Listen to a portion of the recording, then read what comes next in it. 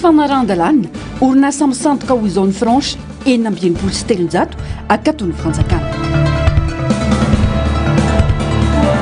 FFKM anatanteraka fionambe ny valo ambin'ny folo hatramin'ny iraika amby roapolo Mey ifampidinena momba ny fanarenana firenena. Dia ty androm-pifidianana ny fikonan-dovam-pirenena no tokony hanapaka izany hoy ny KMF-KNOU. Manatra ny fiarabana tompoko lasy sy tompoko vavy tonga soa indray atao anatin'ny fotoanan'ny fampahalalam-baovao eto amin'ny fahitalavitra MBS manasana ampanajana izay anaraka ny fampahalalam-baovao hatramin'ny farany. Vaovao makasika ny raharam-pirenena sy ny fitantanam-pirenena avy hatrany no isataratsika ny fampahalalam-baovao. Tsy dia hita taratra hoe avy amin'ny vahoaka sy ho an'ny vahoaka ny fitondrana hoy ny fivondrona be ny évêque tamin'ity androany ity. Toa mijanona ho nofinofy ihany ilay fanavozana ny tabatabaina teny Ankanja sy tao Andapa. Miainga amin'ny tsirairay mipaka hatrany fotony ny fiavozana no tsy maintsy apetraka hoy izy ireo. Antsika rehetra Madagasikara fa tsy an'olom-bitsy na vondron'olona na sokajin'olona manokana ka andraikitry ny rehetra no mitondra fampandrosoana ho amin'izay fiavozana izay. Ankoatr'izay mitaky fikonan-doha mazava sy mahomby ny évêque tsy tokony isalasala andrava sy anova amin'izay hita fa tsy nahitana fahombiazana tao anatin'izay fitondrana teo aloha ny rehetra ary hitazona anamafy an'izay voaporofo fa mampivoatra any Madagasikara. Ny antsiprian'izay tanteriny Ando Miaratiana eo amin'ny saritry ny ratsarin'ny Mathieu Prince. Miaina ao anaty fanantenana sy tebiteby ny vahoaka malagasy amin'izao kiondalana lalovan'ny firenena izao ho ny fivondrona be ny évêque ny Madagasikara. Ny tsiry ny fanantenana teo amin'ny malagasy raha nijoro ity fitondrana ity ametraka fanavaozana izay no dradradradraina. Nisy ireo namelona ny fanantenana saingy tsy azo dia tsy hita kosa nefa ireo zava-nisy na fomba fiasa teo aloha izay mbola mahazo vahana na miamahery vaika miteraka tebiteby ho an'ny vahoaka. Mpiainana mampiteny mona ny fahasahiranany tatsaminy ny fahamahambokatra sy ny vidiny, ny tsy fandripahalemana, ny kolikoly, ny ady seza sy ny ketrano an-trano, ny fanehonkevitra miaro fanalambaraka sy fampisaraham-bazana ary fampiororona indrindra amin'ny tambajotra tserasera. Ny fitakina lava miaro fandrangarangana fitokonana, ny fanindraindrana be loatra ny mpitondra, ny fampanginana na fisamborana an'ireo tsy mitovy hevitra amin'ny mpitondra, ny ady tany, ny famotehana ny tontolo iainana, ny tsy fitovian'ny fiahina ny faritra samihafa eto Madagasikara. Tsapa ihany koa ny fanendrena olona efa nalohan'ny vahoaka, ny fahatongavan'ireo vahiny maro izay mampiahiahy. Tsy dia hita taratra loatra hoe avy amin'ny vahoaka sy ho an'ny vahoaka ny fitondrana. Toa mijanona ho nofinofy ihany ilay fanavaozana no tabadabaina teny Ankanja sy tao Andapa. Tsy misy drafitra politika mazava sy voafaritra tsara ny fitantanana ny fanavaozana afa-tsy ny fiam-potoana roa taona sy ny isiny ny fikonan-doham-pirenena. Tsy dia hita taratra loatra hoe avy amin'ny vahoaka sy ho an'ny vahoaka ny fitondrana. Toa mijanona ho nofinofy ihany ilay fanavaozana no tabadabaina teny Ankanja sy tao Andapa. Fiavaozana sy fanavaozana mankaiza. Izany no fanontaniana sy fandinihan-tena mameno ny sainy maro ankehitriny. Tsy misy drafitra politika mazava sy voafaritra tsara manko ny fitantanana ny fanavaozana afa-tsy ny feim-potoana roa taona sy ny esiny fikaonan-doham-pirenena. Mazava ho azy fa tsy voafaritra ary voadingana aza indraindray izay tena lara-pahamehana ho an'ny firenena, indrindra ho an'ny vahoaka madinika. Mazava ho azy fa tsy voafaritra ary voadingana azy indraindray izay tena lara-pahamehana ho an'ny firenena, indrindra ho an'ny vahoaka madinika hoy ny fanazavana. Miainga amin'ny tsirairay mipakatra ny fotony ny fiavaozana no tsy maintsy apetraka. Toe-tsaina, fifandraisana, fomba fiasa, fandraisana andraikitra ary fiavaozana masana ny lafiny rehetra ihany koa. Antsika rehetra i Madagasikara fa tsy an'olom-bitsy na vondrona na sokajy manokana. Samy manana ny tandrify azy eo amin'ny fampivoarana azy ary natao hifameno amin'ny hafa izany. Tsy misy afaka miala na hialangalana ho ihany évêque. Mila masay, mahay maka lesona amin'izay nalovan'ny firenena na ny mpitondra na ny vahoaka mba tsy ho mpamerina an'izay efa fantatra fa nampitondra faisana ny firenena indrindra ny madinika. Nasian'izy ireo resaka manokana ihany koa ny momba ny fikonan-doham-pirenena izay efa napetraka hatramin'ny voalohany fahalalana iaraha-mametraka ny fanavaozana izay andraindrainy rehetra. Fikonan-doha mazava sy mahomby no ilaina, tsy maintsy hazava sy ho hajaina ary ananana fitokisana izay mitarika azy. anjaran'izy ireo no manao izay hafahany maro anisa anana fitokisana izy mitarika azy sy andray anjara ary atsapa ny ahlehibe ny anjara brika eteny tsiraray sy ny sambatan'olona ary samparitra hatreny fotony tsy maintsy azava ihany koa ny tanjona tratrarina sy ny fomba fiasa olona mahasolo tena ny maro sy mahalala ny tombotsoan'izy ireo no antsoina fifampianona sy fifampiresahana ao anatin'ny fifanajana ny mariny ny rariny sy hitsiny ary ny fitiava-tandrazana tena izy no lalana mazava ho an'ny fanavaozana natao omena sihatra bebe kokoa hatrany ny faneho-kevitra mirindra sy feno fifanajana ampadeferina ny ampipo politika sy ny tombontsoa manoka ny faritra na ny vondrona na ny antoko mba hatongavana amin'izany tsy ilaina ny fanasoasoana sy ny fanaratsiana mpitolo ny entrim-pitantanana tia napetraka sy ireo pomba na mpanohitra azy tsy tokony salasalan-drava sy anovan'izay hita fa tsy nahitana fagnombiazana teo aloha ary tazona nanamafy an'izay voapirofo fa mampivoatra ny Madagasikara fanantenana ho an'ny vahoaka malagasy sy lova maritra ho an'ny taranaka no ho vokatry ny fokoanandoha mba tsy ho fandaninandro sy vola foan'izany tsy misaraka amin'ny fokoanandoha am-pirenena ny fanomanana ny fifidianana voakasika izany ny rafitra sy ny fitsipika ary ireo tompona ndraikitra nomana sy karakara azy mba ho voka-pifidianana ekeniny be sy ny maro no hivoaka tsy tokony fangaro ny fokoanandoha am-pirenena sy ny tetika fandrombana fahefana na sanatria fibodoana toerana miantefa amin'ny vahoaka malagasy ny afatry ny eveka andray andraikitra sy antanana ny fiainana hijoro amin'ny mahavahoaka tokana ka tsy atory aza pandeferina ny mariny sy ny fihavanana ho izy ireo ho an'ny mpitondra miandrandra mpitondra manana toetra ny ray aman-dreny tsy manavakavaka tsy mametraka elanelana be loatra aminy sy tsy manao azy ho tompony mpangatakatiny ny vahoaka malagasy ry mpitondra aoka tsy ho diso fanantenana aminareo ny vahoaka miandandra mpitondra manana toetra ny ray aman-dreny tsy manavakavaka tsy mametraka elanelana be loatra aminy ary tsy manao azy ho tompony mangatakatiny izy aoka ianareo resy lahatra voalohany amin'ny fiavaozana sy ny fanavaozana ary anome ho ampiainana amin'izany tandre mitony anak'Andriamasina ny fanapahan-kevitra raisinareo sao amatotra ny firenena sy ny taranaka ny aoriana ny tanora ny fahefan'ny firenena fadio ny fifampiandaniana ialoha ny erisetra ho ny afatry ny eveka aoka ho tanora mpanorona fa tsy ho mpandrava tsy amin'ny akorebirebena sy ho viraviraina na ho fitim-bola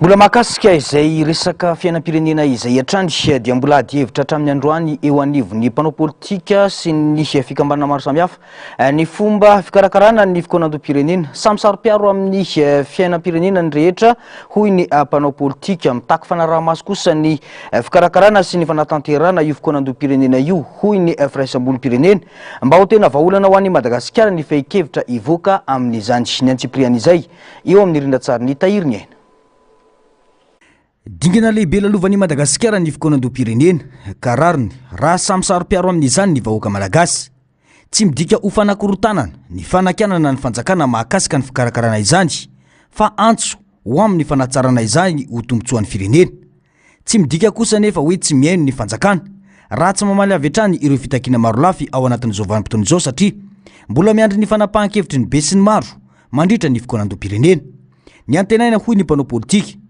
dia ny tena hevi-bahoaka no hivoaka mandritra izany mba tsy sy ny krizy intsony eto amin'ny firenena afaka enina na fitotaona indray dikan'izay zany misy antony ao matoa misy zavatra misavorovoro tahaka an'izao zay samby te hanatsara na ny miandry na ny mpikarakara samby te hana zavatra tsara itsika ary zay ny sorako atsika zay tena miteny sy manakila ankehitriny satria te hanana tsara itsika fa isorana koa ny mpitondra fanjakana zay tena manao ezaka amin'izay fanatsarana zay voalohany tsy azo aroso ny zavatra tsy masaka fa tsy maintsy masatsika tsara le izy mba handehanantsika amin'ny zavatra ilain'ny firenena hamaly ny etaetan'ny vahoaka malagasy hamaly ny etaetan'ny tolona hamaly ny etaetan'ilay filan'ny firenetsika ka raha ohatra ka hita zao zavatra rehetrarehetra misavorovoro zao tsy avy amin'ny mpitondra fanjakana na avy amin'le vahoaka malagasy na avy amin'ny mpandray anjara fa avy amin'ny fitiavana an'ilay zavatra tsy hiverimberina intsony samy mitandrina isika mba tsy hiverimberenany olana eto amin'ity firenena ity no fotoana anankiray sarobidy ho an'ny Madagasikara ary samy mitandrina an'izay tsika mba tsy hiverenany olana hitrangy eto amin'ity firenena ity ka hisy tolona indray raha pitso afaka pitso mbola concertation ndraiky namahana azy eny matotsika hanao ny concertation dia mifampieno zany zay ino moa na ilana an'le concertation raha ohatra ka tsy hainao an'le vahoaka tsika fa kosa ao anatin'ny fandaminana dia tahaka ny hoe tsy miaino satria ao anatin'ny fandaminana tsika fa ho avy ny fotoana hamalina ny etaeta ny vahoaka malagasy na iza dia ho hitatsika fa ao anatin'ny fifampiresahana fifandresen-dahatra ny zavatra rehetra zay ho atao eto amin'ity firenena ity fa tsy misy olona afaka hanapa-kevitra irery satria tanindrazana iombonana sy arahamanana Madagasikara matokisa ianareo tokony ainga avy any fotony ny fakan-kevitra fa tsy avy amin'ireo ministera sy ny sampandraram-panjakana hoy ny KMF-ko hoe fanabeazana olo-pirenena izay nanamarika fa misy tokoa ny zavatra malasasaina amin'ny fikarakarana ny fikonandom-pirenena io nanao ny polisy nanao ny gendarmerie ny foloalinday ny tanora sy zay sa mahitra panotanena atao inona moa reny ireny zany efa samy laza hoe ho any amin'ny fikonandoa ny olo-pirenena national zahay miteny hoe ny anya dia tokony ny avy aty amin'ny fototra no tokony tonga any amin'ny lohany raha ny hevitray fa ireto rehetrarehetrareto tokony samy miomana mitondra ny heviny midina any amin'ny fokotany nanao ohatra ny tanora ny asizy ny tanora dia le asizy ny tanora re tanora niatrika ny asizy tao hoentona ny fokotany zay misy anao le asizy iainga avy any le hevitra ny sécurité ny polisy isamizy ny fampidinika tao hoento avy any amin'ny fokotany satria raha sécurité zany ange miatraiky amin'ny olona tsy ho tafavoaka isika raha kajy politika no mandeha mialoha hoy ny firaisamon'nym-pirenena mitaky ifandraisana ndraikitra ny rehetra ny fanaraha-maso ny zotra rehetra ho amin'izany mba ho tena ivoany evi-bahoaka marina mandritra ivokonandom-pirenena io zay ny mazava-dehibe n'ity processus anankiray ity ampisehoana aike zaho zay le tsisy dikana any ambanivohitra atika igny azo enona ny feoko hananganana Madagasikara vaovao zay tena important ka izay ato amin'ny fikambanana KMF-ko no hoe fanabeazana olo-pirenena dia nangataka ministera fa hanao fanaraha-maso ny processus rehetra hanaraha-maso zay hoe ilay tena olo ao anivony fokotany tokoa ve le mikaondoa tena fikanondoa ve le nataotao sa fanohanan-kevitra satria ny ministera manomana ihany koa misy olona anao fanamorana eny anivony zany hoe olona ny recruté dia formeny anao fanamorana nylay fanakalozan-kevitra eny anivony fokotany zay ametrahana any sao dia ilay natao hanamora indray no isitona ny hevitra makany amin'izay rotany azy aiainy atsika fa zay tonga nay hoe anaramaso zay ary hampiatso anareo foana zay rehefa misy zavatra hitanay hoe ohatrany tsy andeha zay satria aza dino ity processus tsika ty no mety ampilamina na vomaika anakorotana atsika eto noho ny fandaminana sy taoriny ny fampidiniana dia fantatra fa ahemitra amin'ny fatelo ny volana jona ny fikonandom-pirenena raha tokony ho amin'ny roapolo ny volana may izao hoy ny ministra misana ny fanavozana na izany aza miroso sy mitohy atrany ireo fikonando isan-tsokajiny hoy ny fanazavana mbola manodidina izay vaovao izay atrany fitondrana fitohizan-draha rano misy eto Madagasikara ankehitriny midika izany fa mety mbola andalo tetezamita i Madagasikara aoriny fikonandom-pirenena hoy ny KMF-ko hoe fanabeazana olo-pirenena manaprofo izany ny didy fanapahana izay navoaka ny fitsarana avo mba lalam-pandrenana nanendry ny filohan'ny fanavozana itondra any Madagasikara ataoriny ny fahabangan-toeran'ny filoha teo aloha ny antsiprian'izay eo amin'ny rindran-tsary ny tahiry ny ainatrany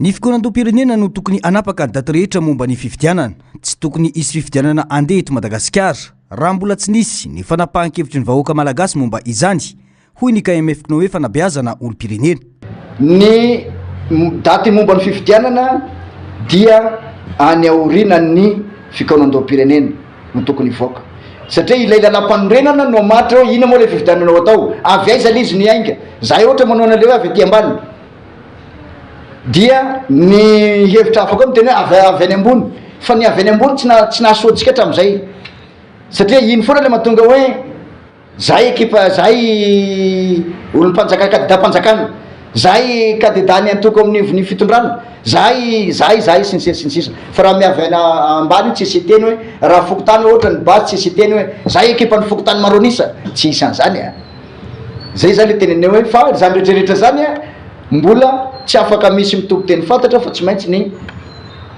fikaonandoha ny olo-pirenena eo niveau national no miteny azy ka raha miteny an'izay ngamba ny avy onseny mietrehitra hoe niainga amin'le document fototra zay teo ampelantanany dia niteny izy hoe ohatran'izao ny possible anaovana an'le fifidianana eto amintsika zany. Fitondrana intérimaire na fanohizan-draharaha i Madagasikara amin'izao ho iatrany ny fanazavana. Misy ny lalàna amin'ny feny fanohizam-pitantanana ka voafetra ho enina volana izany. Saingy ny fitsarana amin'ny momba lalam-pandrenana no nanaiky ka nametraka ny fitondrana fanavaozana ao anatin'ny roa taona hoy ny fanamafisana. Tsy azo heverina ny fandravana androm-panjakana ho ihany ny KMF ny hoe raha mandrava androm-panjakana iray manko dia tokony ravaina miaraka avokoa ireo androm-panjakana rehetra araka ny didiny HCC.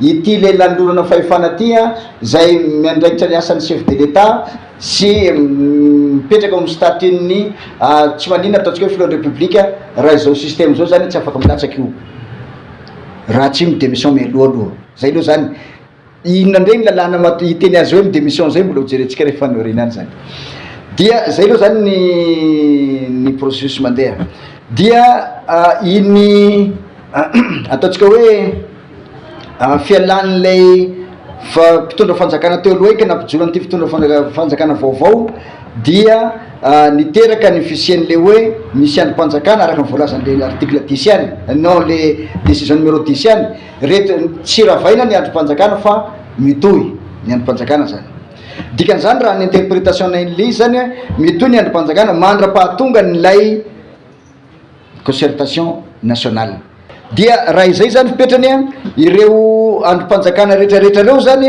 no andeha tokony asa lehibe ataony zany de le manomana n'lay alavorary an'lay fikaonandoha ny olo-pirenena fa ny ACC ngeny nanomendle hoe 2 ans ary io le ravitra 2 ans iny mahatonga atsika sahirana am'izao io satria manao contre-bourre tsika 2 ans etin'ny farany eto zany tsy maintsy manao an'izao eto de terentsika hoe tsy manina ny fikaonandoha eny na de ho adiny ray na de ho une semaine zay miteny eny na de ray volana eny amin'ny fokotana angahora nga andeny le izy ho afapony tsirairay fa tsy hoterentsika ho une semaine zany hoe za zany tsy tahijery an'le pitsopitso madinidinika eny mbolana roa volana fa le principe ary zay natonga ny teny hoe raha io principe io nge ka irosotsika fifidianana am'izao tsy afaka milatsaka pereremina. Nanamafy ny teo anivon'ny KMF na hoe fa tsy maintsy iroso amin'ny tetezamita ny firenena aoriny ny fikaonandoam-pirenena satria ny lalam-pandrenana lany amin'izany no ametraka ireo androm-panjakana vaovao eto amin'ny firenena izay ifaharan'ny repoblika fahadimy hoy ny fanazavana andrasana ny toyny. Fa manoloana ireo fanampy sedrain'ny firenena sy ny etaetam-bahoaka amin'ny fanovana iroso amin'ny fionambe anatiny ny FFKM amin'ny fahavalombe folo ka hatramin'ny faraika amby roapolo ny volana May ho avy izao. Ampivondrona ireo ratsamangaika sy ny tompon'andraikitra isantsokajiny andinika fiainam-pirenena sy anamafy ny fihavanana ho fanarenana any Madagasikara no tanjona amin'izany. Ny antsiprian'izay tanteriny Narcisse Karazafy sary sindratsara ny mbola avatsara. Ho fandraisana andraikitra manoloana ny olana misy eto amin'ny firenena amin'izao fotoana dia iroso amin'ny fionambe andiniana lalina ny fiainam-pirenena amin'ny mampitily sy mpaminany azy ny FFKM. Fotoana hifanankalozan-kevitra sy andiniana ireo fanampy sedrain'ny firenena ary ny anjara andraikitra ny olo-pirenena sy ny fiangonana amin'ny famerenana ny fihavanana sy ny fanorenana maharitra ny Madagasikara.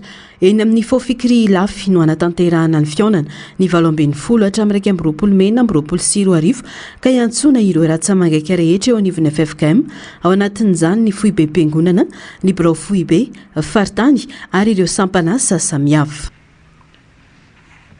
Araka ny efa nampahafantarina antsika, ny FFKM dia anatanteraka fionambe eto Antananarivo ny 20 hatramin'ny 20 May 2024 ho avy izao.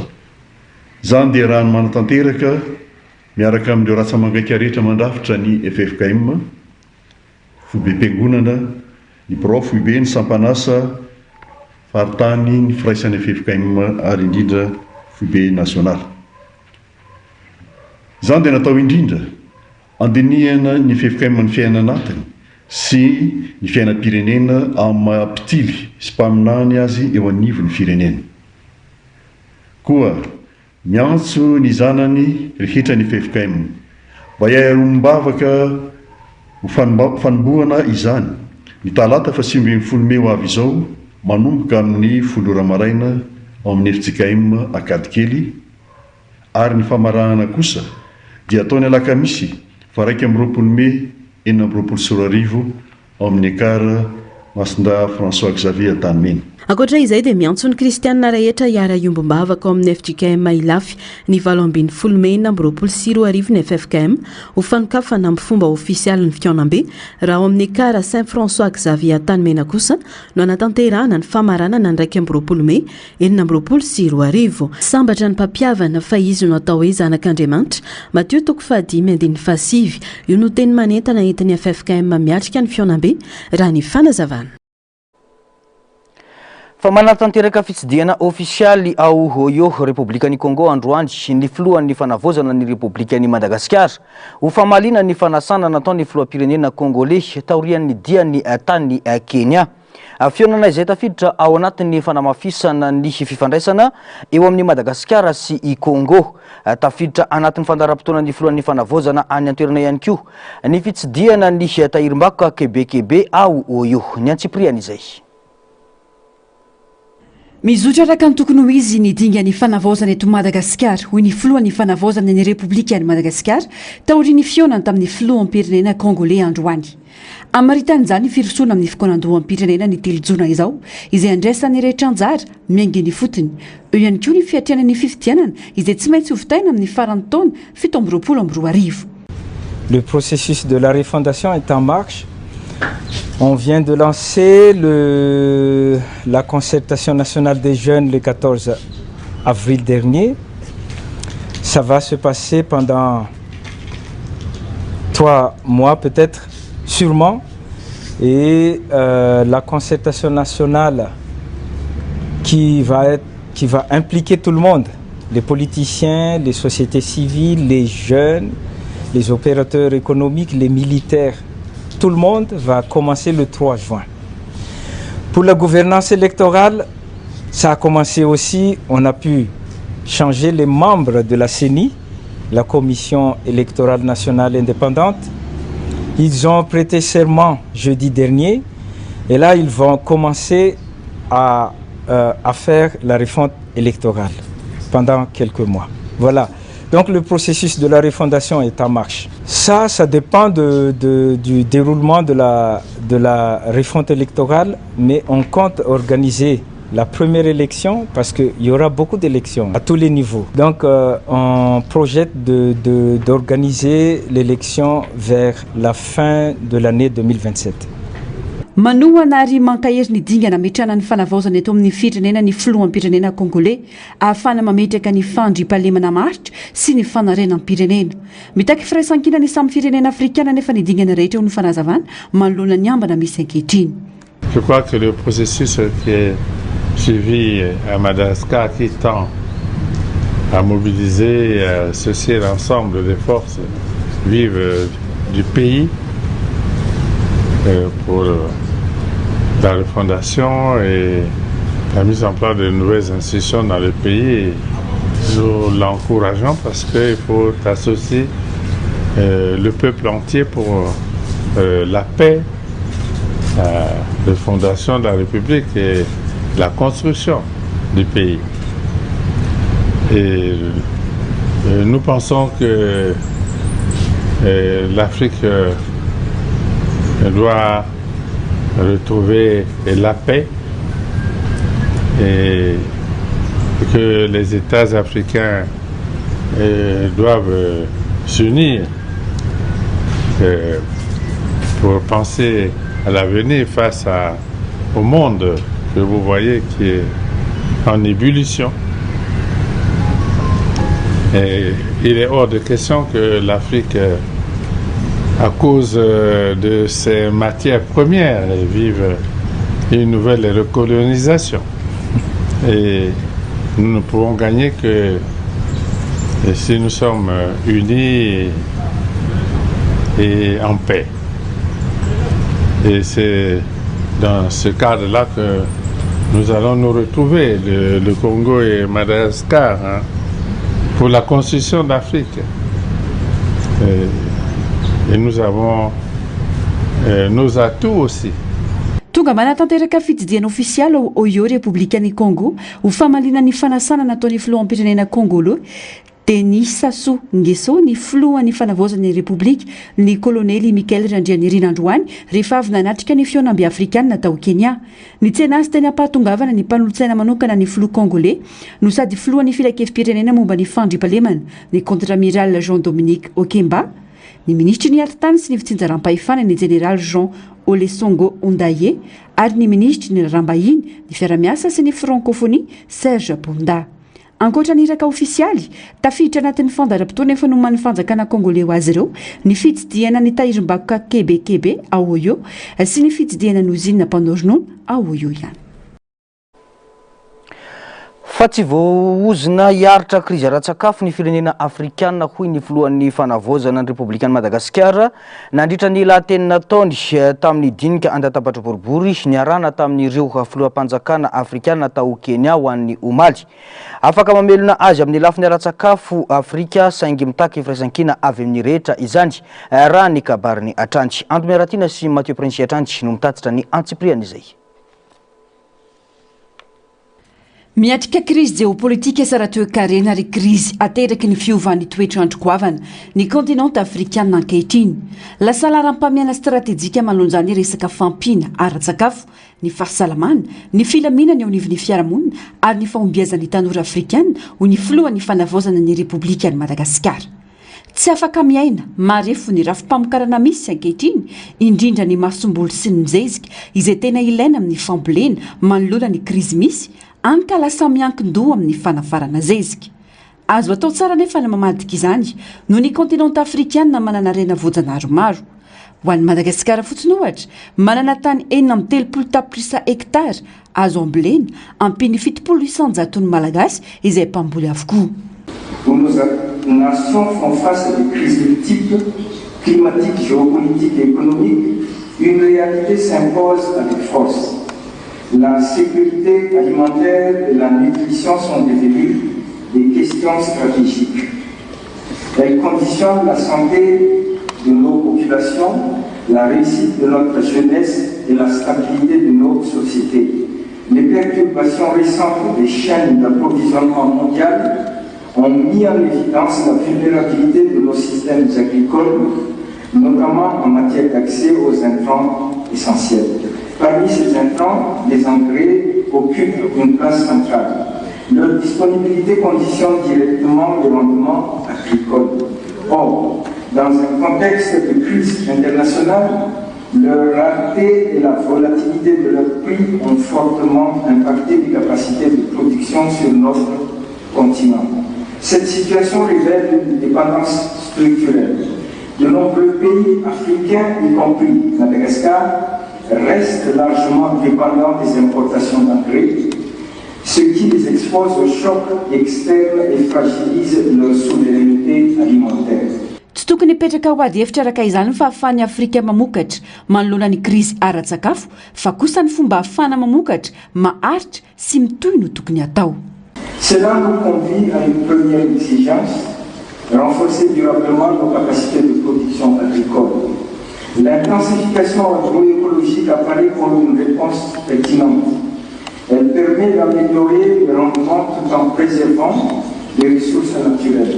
Mais cette transition ne pourra être pleinement effective sans un accès sécurisé aux intrants, en particulier aux engrais. Il est donc impératif de développer des solutions adaptées à nos contextes, production locale d'intrants, utilisation optimisée des fertilisants organiques et minéraux et investissement dans des systèmes agricoles plus résilients. Tsy tokony eo amin'ny fitrandrana ny akora fotsiny intsony Afrika fa ilaina ry zava-dehibe ny fanavaozana ny ronjobidy sy ny fanamafisany ny fanodinana ny akora ao an-toerana ary ny fidirana eo amin'ny tsena iraisam-pirenena. Mitaky firaisan-kina amin'ny samy afrikanina ny famana ny olana misy satria tsy voaozina hiatrika krizy ara-tsakafo i Afrika ho izy nanamafy. L'Afrique n'est pas condamnée à subir les crises alimentaires. Elle a les moyens de les prévenir et de les dépasser. Le cadre existe, le potentiel est là, les partenariats sont à portée de main. Ce qui est attendu aujourd'hui, Ce sont des décisions concrètes et une mobilisation collective à la hauteur de nos ambitions. L'Afrique peut nourrir l'Afrique, à nous d'en faire une réalité. Taoriny fanatrany délégationa malagasy ny Africa Forward Summit tao Kenya niazo avitrany Republika ny Congo Brazzaville ny foloan'ny fanavozana mivady androany anatanteraka fitsidina ofisialy antoerana moa ny tenany araka ny fandaharam-potoana efa napetraka. Fakendrenao vita amin'ny farantaona 724 ny fifidianana filoham-pirenena ary mialohan'izany ny fifidianana lampandrenana hoy ny filohan'ny fanavozana ny Republika ny Colonel Randrianirina Mikael raha ny eo tamin'ireo malagasy mpila ravinahitra tany Kenya.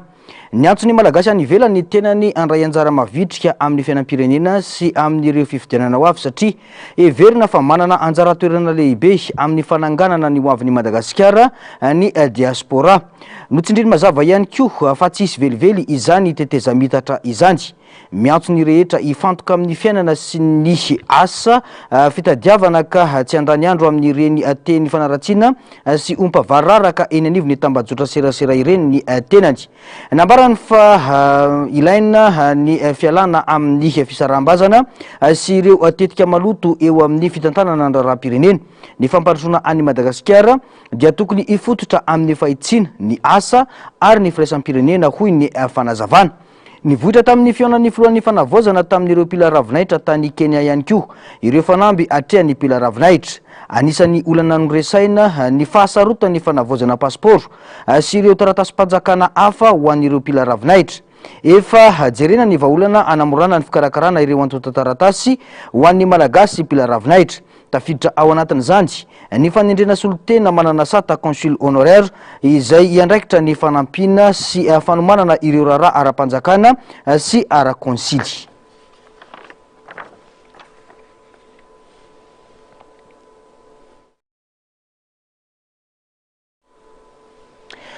Datin'ny 7 Mey 2024 450 taona aty aoriana mbola tsy tanteraka ny tolona natao tamin'ny taona 2070 hoy ny fikambanan'ny etsika 2070 tamin'ity androany ity. Manoloana izany dia mbola mitohy ny tolona ho fanoherana ny fanjanahana amin'ny endriny vaovao izay efa tsy la frantsa irerin-tsony hoy ny fanazavana. Nisongadina tamin'ny fanamariana ho an'ny androany 13 Mey tamin'ity taona ity ny tsy fisian'ny sakatsakana tamin'ny fanateram-boninkazo tetsy amin'ny kianjany 13 Mey izay manana tantarany eto amin'ny firenena. Rindra tsara ny tahirinena no hitaterina izay vaovao izay. Etaetam-bahoaka sy tombotsom-bahoaka no nitolomana tamin'ny taona 2070 nanomboka tamin'ny mpianatra ny etsika dia nihitatra tamin'ny sehatra rehetra. Notoerina ny fampianarana izay tsy mifanitsy tamin'ny zavamisy teto Madagasikara. Sekoly miangatra, sekoly sivana izay niteraka tsy fitoviana teo amin'ny zaza malagasy hoy ny fikambanana etsika 2070. Notakina tamin'izany ny fanafoanana ny didim-panandevozana nataon'ny Frantsay. Vola sy toe-karena voageja sy voaroba, tanlonaka no bodoina, fitantanana firenena no fehezina, kolotsaina no potehina, tafy bahiny namoritra. Fanjanantany amin'ny endriny vaovao no nataon'ny Frantsay teto. Nitrotra ny vahoaka, ka nitaky ny falevantena, ny fanagasiana ary ny fitinjara-pahefana. Fitakina madio sy fitadiavana tombotsoa ho an'ny be sy ny maro no natao hoy ny fanamafisana.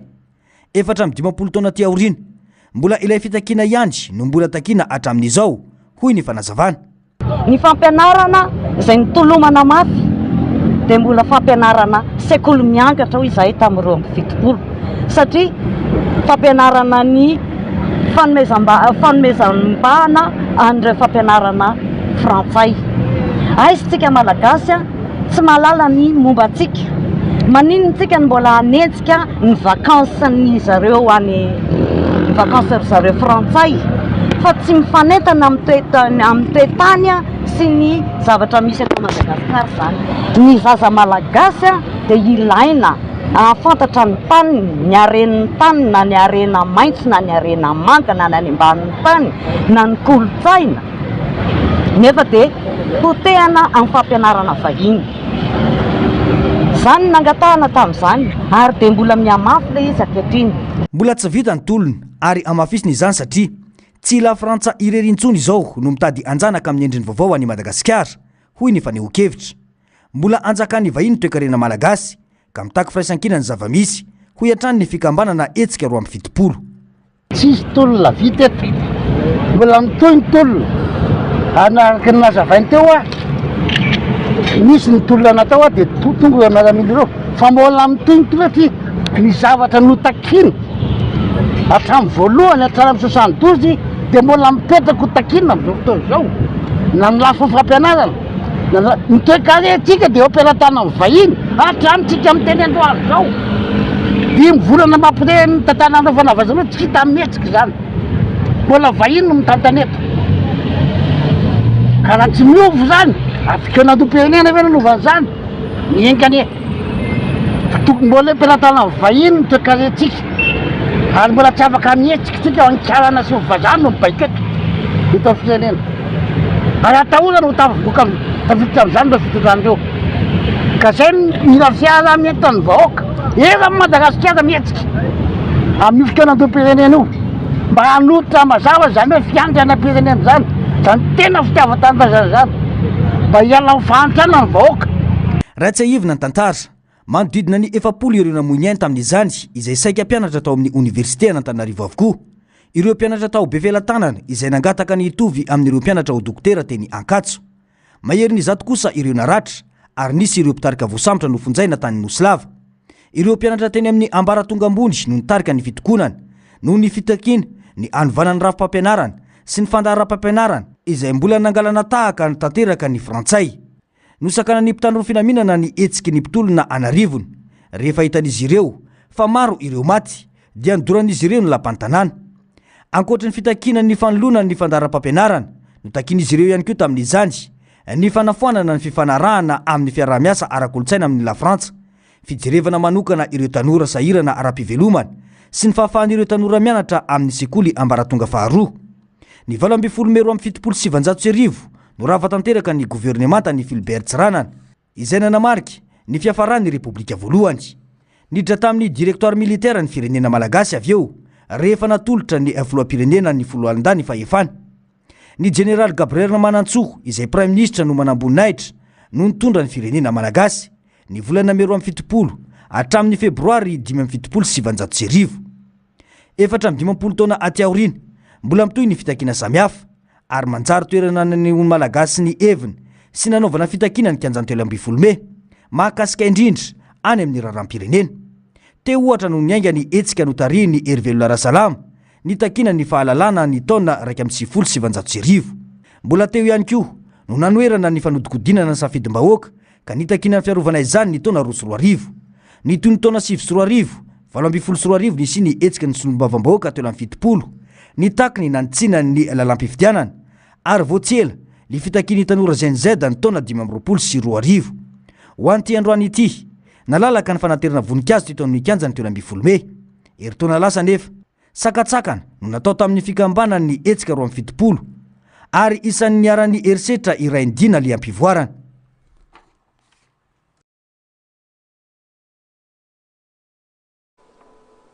vao makasika ny fitantanana ny orinasa eto Madagasikara kosa indray dia miseho amin'ny endriny maro ny tsy fanaran-dalàna ataon'ny ampahany sasany amin'ireo tompona orinasa tsy miankina amin'izao fotoana izao mila andraisana fepetra ary mila fandraisana andraikitry ny fitsarana sy ny fitoram-panjakana fohy be izany mba tsy hiteraka fanararaotana amin'ny mpiasa hoy ny syndicat Fisemare malona ny fahafatesana tampoka nazo ny mpiasa iray tamina orinasa afakaba iray teny Andranomena Omaly karazafy sy mbola avatsara no mitondra ny antsipliana izay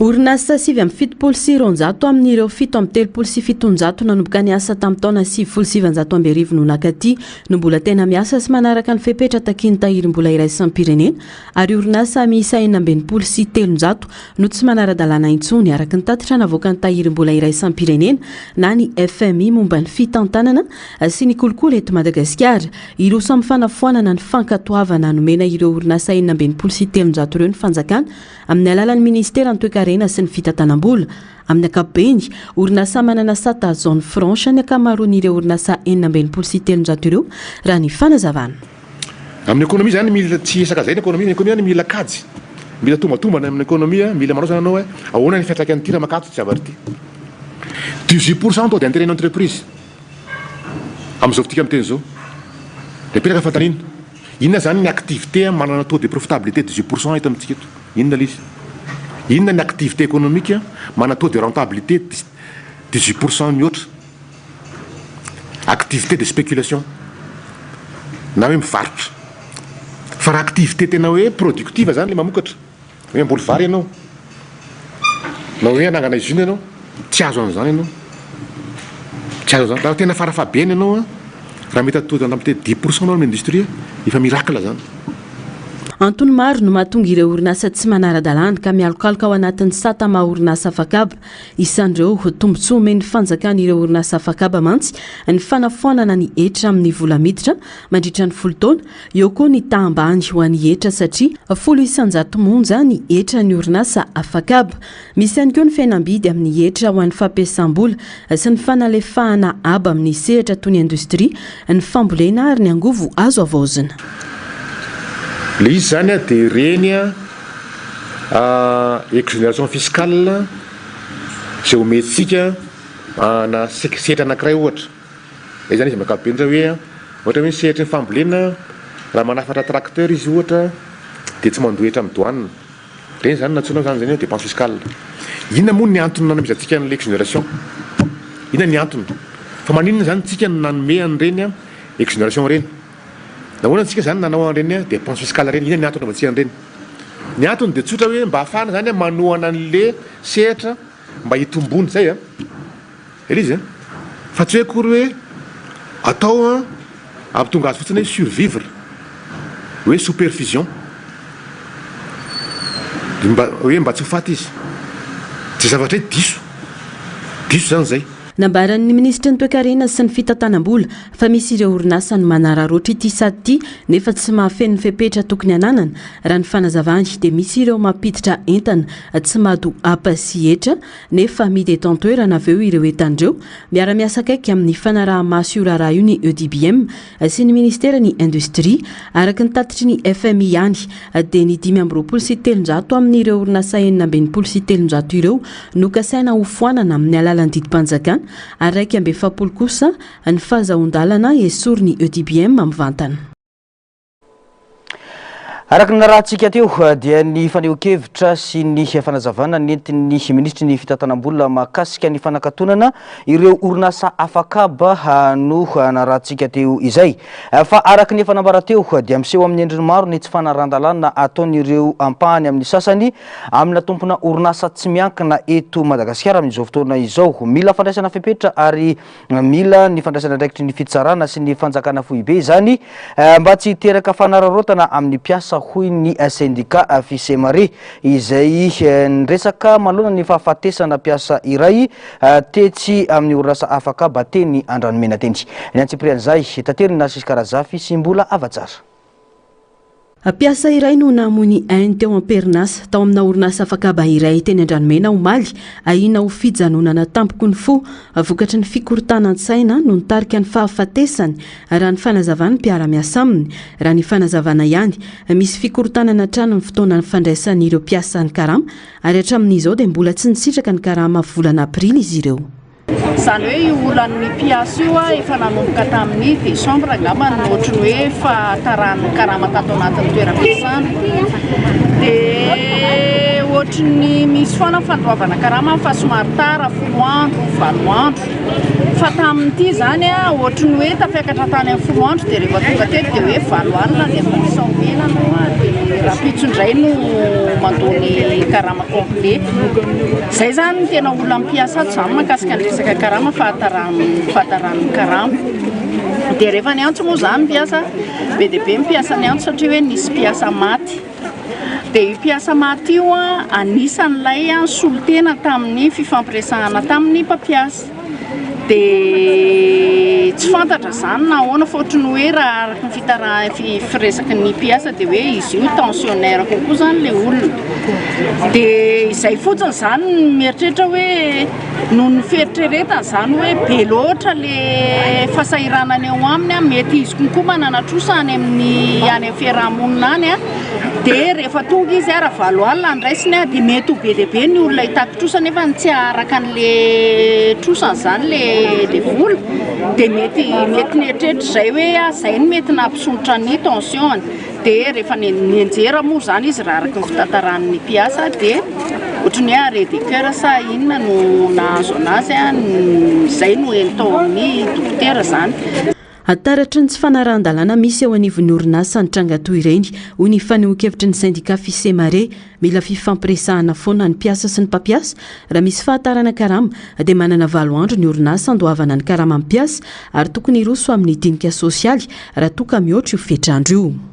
Resaka zany karama zany tsika matoa le mpiasa amin'ny fomarena be alipody dia miandrandra valika sasarana tara sy ny tsy fanarahana ny fezan-dalàna feny asa ihany koa izay 7 andro zay nefa ny tsy hoe kory isam-bolana zao dia ho tara ihany fa ny fandaovan'ny karama zany amin'ny ankapobeny dia isaka ny farany volana zany zavatra zany reo za misy ny fahatarana dia tsy maintsy ampahafantarina meloha ny solotena mpiasa dia ny solotena mpiasa indray mampafantatra ny mpiasa rehetra zany makasika ny raha misy ny mety ho fahatarana fa eto aloha zany le izy miteraka niny famozana aina iny moa zany tsika voataitra fa ny atao fahafatesana nge tsy voatery hoe afaka ny an'le olona fa misy koa ny karazana fahafatesana miteraka raritsaina miteraka tsy fahasalamana vokatra n'izay le hoe fahatsompanantenana zay fa teto moa zany ny aina mihitsy no nafoy dia eto aloha zany dia mitondra fampionana feno ho an'ny fianakaviana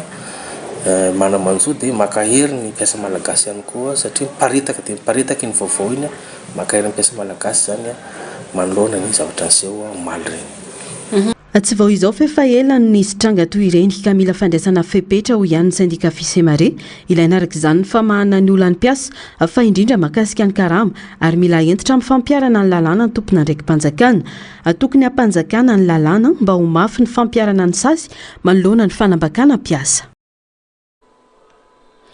Tontolon'ny angovo sy ny herinaratra kosa indray mbola miaina aizina sikereny ankamaroany ireo fokotany sy ireo toerana maro eto andrenivohitra amin'izao noho ny olana eo anivony orinasa Jirama. Maro ireo toerana ahitana hetsika ho fanairana eto Antananarivo ny farany herinandro teo. Mitaky fandraisana andraikitra aingana ho an'ireo nomena fahefana ny zavamisy hoy ny mpanolontsaina teknika ny filohan'ny fanavozana Eliara Bevahiny. Tsy tokony aratsiana endrika amin'ny zavatra efa olana teo aloha ny fitorana fanavozana hoy ihany ity mpanolontsaina teknika ny filohan'ny fanavozana ity. Ny antsipriany izay eo amin'ny rindran-tsary ny tahiriny ainy. Ho fanatsarana ny kalitaon'ny fitsinjarana herinaratra dia ampafantarana ny mety isin'ny fahatapahan-jiro noho ny asa ho tanteraina amin'ireo toerana izay voalaza amin'ny sary araka ny fampafantarana tamin'ny pejiny Jirama androany. Tsy vao androany no nisy fialantsiny toy izao nataon'ity orinasa mpamokatra sy mpanjara herinaratra sy rano rehefa misy ny olana mitranga fa efa hatramin'ny fitondrana teo aloha. Toerana maro hatreto no misedra olana na jiro izany na ny rano. Santionany ny zavatra nitranga teny amin'ny fokontany Nambondrona ny farany herinandro teo. Eto amin'ny faritra Ambondrona sy ny faravohatra tsy mody filao tsy azo tafo dia manao an'izao hetsika fanairana izao zahay noho ny tsy fisingano ety amin'ity toerana ity. Raha malala tsara fa angano dia mamelona ka zay eto Ambondrona tsy velona za zay satria miainao anatin'ny loto zay ao anaty tokantranonay miainao anatin'ny fahasahiranana satria vidina bidon ray 2,000 akoatra vatana azy tsy ho zakanay tsony surtout miasa ny olona ny miasa sy mianatra ny olona ny andavanandro ny alina ny mponina nefa ny voatery tsy maintsy miandra rano nefa ny akoatra zay miandra rano mbola tsy tonga ihany koa ny rano anisan'ny hoe famononanay ngamba le zavatra ohatry zay tsy haiko zay toefaritra misy anay fa mangataka zay manao an'izay fanairana ampanajana ampahendrehana. Santionany ihany ireny fa maro ireo toerana andrenesana fitarainana momba ny olany Jirama raha ny eto andrenivohitra manokana. Nilaza ny filohan'ny Antokotrikafo izay sady mpanolontsaina teknika ny filohan'ny fanavozana fa tsy tokony ho adinoina ny vokatry ny tsy fijerena sy ny tsy famahana ny olana ateraky ny Jirama.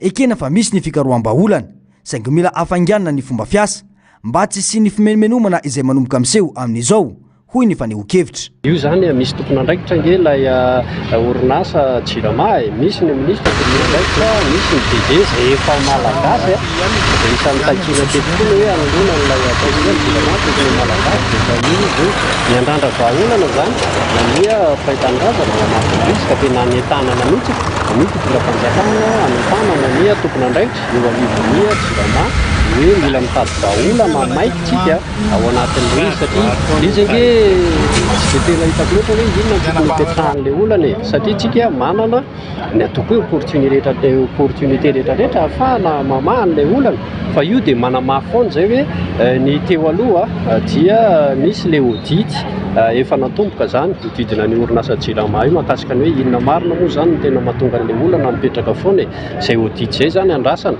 ny valin'ilay izy fa raha anay dia tsotra ny fahitana an'ilay izy dia ny hoe mila mahasatsika manapaka an'ilay contrat tsy manjary iarahana amin'ireo ilay fournisseur zay tsy manao fa tsy mitsetsitra ny vahoaka malagasy mampiasa an'ilay orinasa Jirama any ny tena foan'io problème io fa mino rehefa tapahana zay ilay karazana contrat mamotika ny orinasa Jirama io zay dia veriko tsisy antony nge tsy ampivahan'ilay olana e. Manana olana ny Jirama, zava-dehibe ny faneken'ny fanjakana, iroso amin'ny fampiasana ny solika mavesatra ho vahaolana lavitrezaka raha ny fanazavana hatrany. Ny fitondram-panjakana amin'izao fotoana izao moa zany efa nanapa-kevitra hoe aleo ampiasaina, aleo sokafana lay tsy miroro satria fantatritsika hoe ny fitondrana teo aloha dia fantatra fa efa misy échantillon zay azo ilazana azo ampiasaina avy hatrany amin'ny olay menaka mavesatra tsy miroro fa ny saingy zava-nisy natao tany ambadimbadika tany le izy dia lasa misy orinasa ny vahiny sasatsasany no afaka mampiasa azy fa ny orinasa Jirama tsy afaka nampiatra an'ilay izy dia androany zany mba hiverina kosa hoe efa zava-dehibe ny fanekeny ny mpitondra fanjakana na ampiasana ny olay vokatra tsy miroro fa saingy mitaky vokatra aingakaingana zany izay zavadray mbola misy ve fifanarahana tokony ataon'ny mpitondra fanjakana mazava tsara Madagasikara olona tena tokony hojereny zay. Tsy tokony ho adinon'ireo olana metrahany fitondram-panjakana fitokisana amin'ny famahana ny olana Jirama fa endrika hitarafa ny vahoaka malagasy ny fitondrana fanavaozana ny fomba fiasan'izy ireo. Tsy tompon'andraikitra nomena fahefana no tsara ny vahoaka malagasy fa ny filoam-panjakana sy ny fitondrana fanavaozana ho hiatrany Eliara be vahiny. Fatafiditra anatin'ny ezaka anatsarana ny fisitrahan'ny vahoaka rano fisotro madio ny fanjakana amin'ny alalan'ny ministeran'ny rano. Lara-pahamehana ny fanarenana ireo tambajotra sy ny famatsin-drano any amin'ny faritra marefo raha ny fanazavana. Olona mahery ny 7,5 hetsy no nisitraka rano fisotro madio fanampiny tao anatin'ny asa nentin'ny ministeran'ny rano nanomboka ny volana oktobra 2024 mandraky ity androany ity. Narcisy Karazafy sy mbola avatsara no mitondra ny antsipriam-baovao. Navita fotodrafitra sa famatsin-drano miisa 3,7 manerana ireo faritra 7,7 eto Madagasikara ny fanjakana tamin'ny alalan'ny ministeran-drano ny fanadiovana ary ny fidiovana araka ny tatitra ny voakandroany.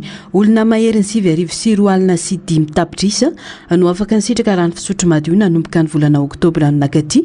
Lara-pamehan'ny fitondram-panjakana ny famatsinana rano fisotro madio sy ny fanadiovana satria mifandray mivantana amin'ny fahasalaman'ny mponina sy ny fampandrosoana ny firenena zany ho ny ministra misana ny rano. Miasan'ny ministera misy ny projet eo ambany fitantanan'ny ministera anjaranay ny manaramaso ny coordonné andreny ihany koa amin'ny ministera iteny Jirama tsisy zay tsy mahafantatra tsy nareo no ampahafantariko ny Jirama. Ny Jirama dia société orinasa ny Jirama manao ny service ny Jirama. Anjaran'ny Jirama no manatsara ny service amin'ny famatsina rano amin'ny pompy ny robinet any amin'ny tokantranontsika tsirairay avy. Tsy ny ministera, tsy ny teknisianina ny ministera no ndeha hidina any tokantranontsika ama raha misy olan'ny rano amin'ny tokantranontsika. Fa ny Jirama no manatsara ny service manamboatra izay zavatra izay amin'ny orinasa azy. No mafisiny koa ny fametrahana fotodrafitra sainy amin'ireo toerana stratégique toy ny université sy hôpitaly isan'izany ny eny Akato sy ny vodivorona ary mitohy amin'ireo tetika asa goavana eto Antananarivo toy ny PAEP, Jirama Water Free ary ny PAA.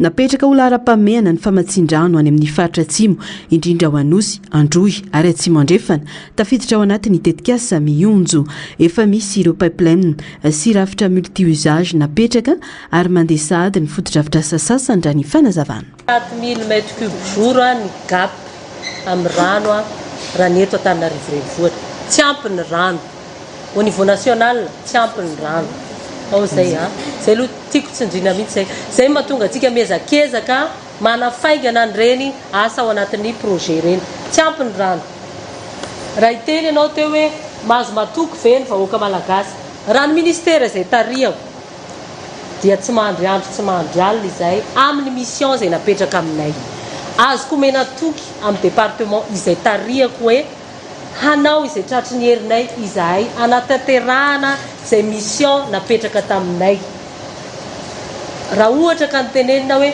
mila mavita forage 300 ny département tanao raha matoministra tsara ao rehefa tonga ny farany any exercice budgétaire hoe nataonay vasa tsy nataonay Aniaiky ny ministera an-drano fa mbola misy ny tsy fahampindrano no ny fahanterany tambazotra ny fanorenana tsy ara-dalàna ary ny fiovan'ny toetry ny andro no mariny fa hisy asa fanarenana lehibe atao eto Antananarivo indrindra eny Ambomiandry ary manome toky ny ministera ahafahanoho ny asa miaraka amin'ny jirama amahana ny olany fahatapahan-drano mianjady amin'ny ponina izy ireo amin'izao fotoana izao. Fa ilaina ny fanamafisana ny famatsimbola sy ny fandrindrana ny sehatry ny rano amin'ireo mpiara-miombonantoka manoloana ny fasahirana ny ponina amin'ny fisitrahana rano fisotro madio sy ny fiantraikany izany amin'ny ponina sy ny fiainana andavanandro ny vehivavy sy ny ankizy. Mbola tsy manana rano fisotro madio manko ny Antsasamanila ny vahoaka malagasy ankoatra io tahambany ny rano fisotro madio io dia mbola maro ihany koa ireo ponina no tsy manana fotodrafitrasa ho an'ny fanadiovana sy ny fidiovana. Narisisy karazafy sy mbola afatsaratrany no mitondra ny antsipriany izay. 7 isanjaton'ny malagasy no mbola tsy nisitraka rano fisotro madio araka ny fanadihadin'ny MICS 5 sy ny programme commun de suivi na ny JMP mahatratra 3 isanjaton'ny tokantrano no tsy manana tolotra fanadiovana fototra 7 isanjaton'ny ponina no manao maloto ankalamanjana ary any amin'ny faritra atsimo manokana dia 7 isanjato monja ny olona afaka mampiasa rano fisotro madio. Porofo ireo taremarika ireo fa mbola ambany tany fisitrahana rano ho an'ny fanadiovana sy ny fidiovana eto Madagasikara maika ny fanamafisana ny famatsimbola sy ny fandrindrana ho an'ity sehatra ity indrindra manoloana ireo taremarika mampiseho fasahirana ny ponina amin'ny fahazahoana rano sy fotodrafitrasa fanadiovana. A pu avoir lieu parce que nous avons des données très récentes de l'enquête de ménage mixte qui a eu lieu en 2025 avec l'Institut national de statistique qui a collecté les données et appuyé par l'UNICEF. Donc en fait, malheureusement, les données pour le secteur de l'eau, assainissement et hygiène ne sont pas très encourageantes parce qu'on se rend compte qu'on a seulement 39% de la population qui a accès à l'eau et un pourcentage encore beaucoup plus faible qui a accès à un assainissement de base, puisqu'en fait on est virtuellement à 7% seulement de la population qui a accès à l'assainissement de base. Ankoatra ny mahazo fototra ny fisitrahana rano dia misy fiantraikany mivantana amin'ny fahasalaman'ny ponina sy ny fiainany ankizy ny tsy fahafahana misitraka rano fisotro madio. Ireo vehivavy sy ireo zazavavy no tena mizaka ny vesatra amin'ny fitadiavana rano satria izy ireo no manao ny 7 isanjaton'izany asa izany ary mandeha tongotra 3 hatramin'ny 10 kilometatra isanandro. Mandidina ny 7 isanjaton'ireo tokantrano sahirana no miaina tsy fahampindrano nandritra ny herintaona farany miara-miasa akaiky ny fitondram-panjakana sy ny mpamatsivola amin'ny fampisitrahana rano fisotro madio ny vahoaka malagasy. Zava-dehibe ny fotoana androany aloha tiako tsipihana resaka hoe planification et investissement fondé sur les données. Lasainy madame la représentante ny chiffre ilaitsika ny données na ny information na ny antotanisa afahatsika mandray fanapahan-kevitra tena izy ary tena marina makamin'ny resaka famatsina rano fisotro madio eo koa ny fanadiovana sy ny fidiovana. Amin'izao fotoana izao dia efa nametraka an'ireny point d'eau rehetrarehetra sy ny forage amin'ny faritra reny ny fitondram-panjakana amin'ny alalan'ny ministera. marobe ny fotodrafitrasa efa natolotra anapitsika amin'izay famatsiana raha fisotro madio zay. Mahatratra $100 dolara isan-taona ny famatsim-bola amin'ny sehatra ny rano eto Madagasikara raha ny tatitra hatrany, saingy mbola tsy ampy andrakofana ny filan'ny vahoaka malagasy zany. Tanjona araka izany ny ahombiazan'ny fampiasam-bola ka hitondra vokatra mivaingana ho an'ny mponina, indrindra ireo ankizy sy fianakaviana marefo eto amin'ny firenena. Lafim-baovao ahafatanteraka kosa natomboka androany ary toeram-pitso ny hetsika famorana fahabe ho an'ireo zazalahy eny Ambatomainty ao anatin'ny boriboritany fahadimy atao amin'ny klinika Fidy. Vokatry ny fiaraha-miasa ny solombavam-bahoaka Fetra Lambozafimbolona sy Dr Fidy ary ny Croix Rouge Malagasy no nanatanterahana izao hetsika ara-pahasalamana sy ara-sosialy izao. Rindratsary ny tahiriny ainy. Fanampina ireo ankohonana sahirana indrindra amin'izao ririnina izao, vanim-potoana fanatanterana didipotra eto Madagasikara ny tanjona. Ankizy manodidina 50 no nisitraka fitsaboana sy famorana maimaim-poana ho an'ny androany. Zava-dehibe ny fanaovana didipotra ara-pahasalamana satria manampy amin'ny fisorohana aretina sy fahasarotana mety hitranga rehefa atao amin'ny toerana tsy manaraka ny fenitra ara-pitsaboana ny famorana hoy ny solombavam-bahoaka Fetra Lambozafimbolona. Ka izany no antony niarahana ny asa tamin'ny Croix Rouge Malagasy amin'ny fanatanterahana ny hetsika raha ny fanazavana. Sahirana le vahoaka dia sorana hoy ateny rehetrarehetra ny amin'izay le hoe manao mitandrify azy avy mba hatanterahana sy atotosany zany famorana fahobe tsy hisy tomika, tsy hisy olan'izany ka dia mirary soany rehetrarehetra totosomatara satria mbola amanjato ny tanterahana mbola mitoeram-pitsy raha tsy diso ny fanatanterahana izany ka dia akasitrahana tsika rehetra mahavitabe dia mba tsy ho azy tsampona tsy ho elafery ny zanakitsika, ny zafikelitsika, ny tanànantsika satria marina io le fomba malagasy. Ilaina ny fampitombona ny hetsika ara-sosialy sy ara-pahasalamana tahaka izao mba ahafahany ankizy maro kokoa misitraka fitsaboana manaraka ny fenitra sy fanampina mendrika ho an'ireo ray aman-dreny sahirana hoy ny fanamafisan'ny mpitsabo izay niarana ny salahy tamin'ny fanatanterana ity hetsika famorana fahobe ity. Nankasitraka ny fiaraha-mientany rehetra kosa ireo mponina teny antoerana ary naniry ny itoizan'ny asa sosialy ho fanohanana ny vahoaka eny efotony.